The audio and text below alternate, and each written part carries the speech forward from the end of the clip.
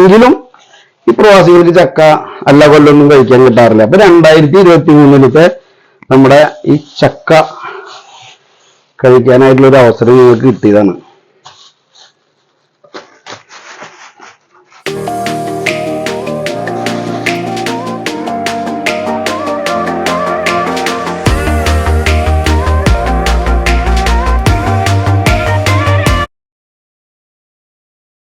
പോലും ഉപയോഗിക്കാൻ പറ്റുന്നതാണ്. ഇതിന് നിങ്ങളുടെ തൃശ്ശൂർ കൂന് എന്ന് പറയാ. ഈ കൂന് ആയുർവേദത്തിലെ ഒരു മരുന്നിന്റെ കൂടെ ചേർക്കുന്ന ഒരു സാധനമാണ്. പക്ഷെ അത് ഒറ്റമൂലിയാണ്. പക്ഷെ അത് ഞാൻ ഇപ്പൊ പറയുന്നില്ല. അത് ഒറ്റമൂലി ആയതുകൊണ്ട് അതിന്റെ ആ ഒരു ഉപയോഗം പറയാൻ പാടില്ല. പക്ഷെ എന്റെ കസിൻസിനൊക്കെ ഇത് ഒരു ഊറാമ്പലി വിഷത്തിലുള്ള മരുന്ന് കൊടുക്കുന്നതിലൊക്കെ ആഡ് ചെയ്യുന്നതാണ്. അപ്പോ ചക്കയുടെ എല്ലാ ഭാഗങ്ങളും വളരെ ഇമ്പോർട്ടൻ്റ് ആയിട്ടുള്ള കാര്യങ്ങളാണ്. ഒരവസരത്തിൽ മനോരമ ചാനലിൽ വരെ ചക്കയുടെ ഫീച്ചർ വരെ വന്നിട്ടുണ്ടായിരുന്നു. ഒരാഴ്ചയില് മേലെ അതിന്റെ ഡീറ്റെയിൽ ആയിട്ട് ചക്കയെ കുറിച്ചിട്ടുള്ള പറഞ്ഞിരുന്നു.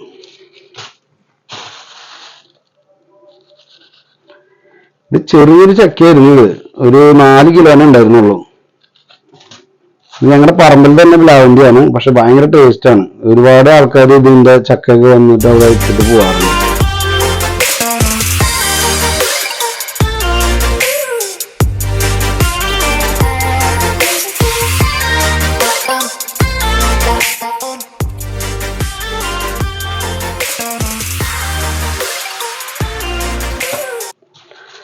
അപ്പൊ ചക്ക മുറിച്ച് കഴിഞ്ഞു. ഈ ചക്കയുടെ ഇത് പറിക്കാനായിട്ട് സിമ്പിളാണ് കേട്ടോ. ഈ ചുള പറിക്കാനായിട്ട് ഈ മടലിൽ ഇങ്ങനെ വിരിച്ചു കൊടുത്തു കഴിഞ്ഞാണ്ടല്ലോ പെട്ടെന്ന് നമുക്ക് ഇതിന്റെ ഉള്ളിൽ നിന്ന് ഇങ്ങനെ എടുക്കാൻ കിട്ടും. അതാണ് ഇതിന്റെ പരിപാടി. ഇങ്ങനെ ഈ ചവണി ഇങ്ങനെ കൂടിയിരിക്കുന്നതുകൊണ്ട് നമുക്ക് ബുദ്ധിമുട്ടാണ്. ഇങ്ങനെയുള്ള ബുദ്ധിമുട്ട് ആലോചിച്ചിട്ട് കുറെ ആൾക്കാർ ഈ ചക്ക തിന്നാണ്ട് നടക്കും. പക്ഷെ ഇതിന് ഗുണം എന്താന്നുള്ളത് ഇതിനെ കുറിച്ച് അറിഞ്ഞാലേ കഴിക്കുമെന്ന് തോന്നുള്ളൂ.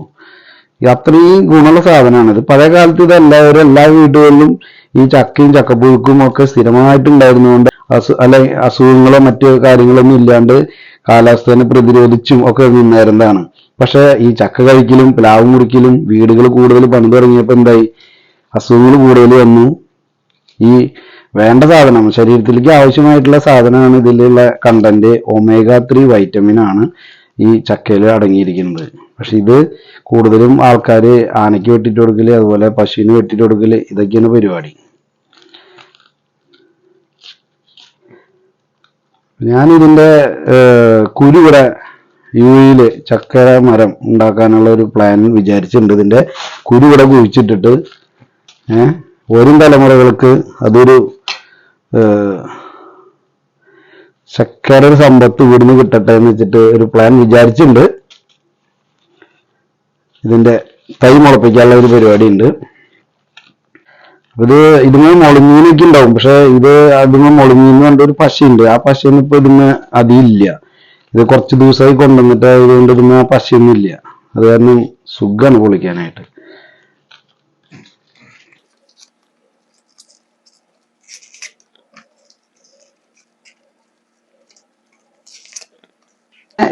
ഇമ്പോർട്ടന്റ് ആയിട്ടുള്ള ഒരു കാര്യം, ഈ ചക്ക തിന്നു കഴിഞ്ഞാല് കോള കുടിക്കാൻ പാടില്ല. കോള കുടിച്ചാല് പോയിസനാണ്.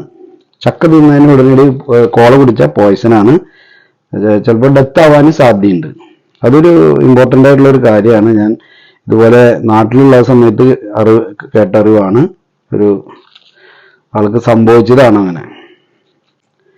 ഈ ചക്ക സ്മെല്ലുള്ള പെർഫ്യൂം മേടിക്കാൻ കിട്ടും. അത് ഈ ചക്കയുടെ പ്രോഡക്റ്റ് എടുത്തിട്ടാണ്. തായ്ലൻഡിൽ നിന്ന് ഏറ്റവും കൂടുതൽ ചക്കയുള്ള സ്ഥലങ്ങൾ തായ്ലൻഡൊക്കെയാണ്. അവിടെ മേടിക്കുന്ന പെർഫ്യൂമൊക്കെ ചക്കയുടെ സ്മെല്ലുള്ള, ചക്ക പഴുത്തതിന്റെ സ്മെല്ലുള്ള പെർഫ്യൂമൊക്കെ അവിടെ നിന്ന് കിട്ടും. ചില ടൈപ്പ് ചക്കകളുടെ ആണെങ്കിൽ ഇതിന്റെ മടല് ഇവിടെ വരെ കിട്ടും, കഴിക്കാൻ പറ്റുന്നതുണ്ടാവും. പിന്നെ അതുപോലെ ഈ ചവണി എന്ന് പറയുന്ന സാധനം ഉണ്ടല്ലോ, ഇത് വലിപ്പം കൂടിയതുണ്ടാവും, അതും മധുരം ഉണ്ടാവും, അതും കഴിക്കാൻ പറ്റുന്നതാണ്. പക്ഷെ ഈ പ്ലാവിന്റെ അതുപോലത്തെ അല്ല.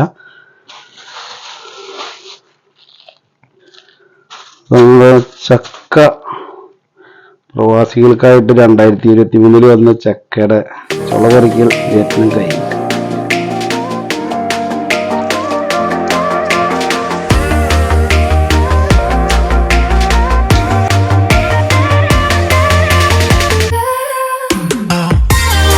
എൻ്റെ ഒരു ചെറിയൊരു വീഡിയോയുടെ വൈൻഡപ്പിയാണ്.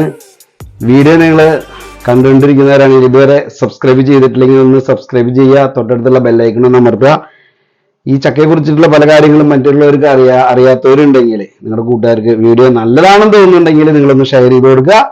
വീണ്ടും നല്ലൊരു വീഡിയോ കാണുന്നതായിരിക്കും. Bye bye.